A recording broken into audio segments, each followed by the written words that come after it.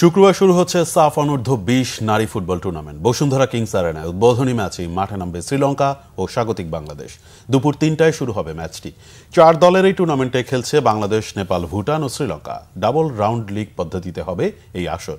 টুর্নামেন্টের ফরম্যাট অনুযায়ী কোনো ফাইনাল নেই। প্রতিটি দল একে অপরের বিপক্ষে 2টি করে ম্যাচ খেলবে। 6 ম্যাচ শেষে সবচেয়ে বেশি পয়েন্ট পাওয়া দলই হবে চ্যাম্পিয়ন। ভারত অংশ না নেয় বাংলাদেশকে ফেভারিট মানছে প্রতিপক্ষ 3 দল। সাফ অনূর্ধ্ব-20 নারী ফুটবল শেষ হবে আগামী 21 জুলাই।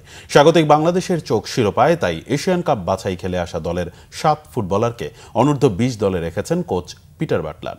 এই দলেরও নেতৃত্ব আফিদা খন্দকারের কাঁধে। তবে জাতীয় দলের অনেক খেলোয়াড় থাকলেও এই আসরে নতুনদের বেশি সুযোগ দিতে চান বাটলার। তার মতে, খেলোয়াড় গড়ে তোলার জন্য এটি দারুণ একটি টুর্নামেন্ট।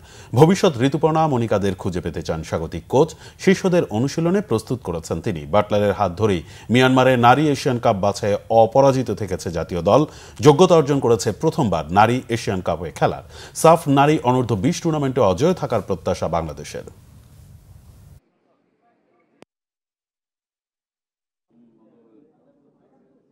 আমাদের প্রিপারেশন আলহামদুলিল্লাহ ভালো। খুব বেশি সময় পাইনি আমরা, যেহেতু মায়ানমারে কোয়ালিফাই রাউন্ড খেলতে যাওয়ার কারণে।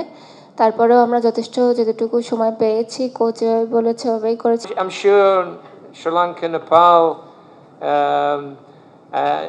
all the teams competing are in the same situation. They're here to actually develop. It's not win-win-win at all cost.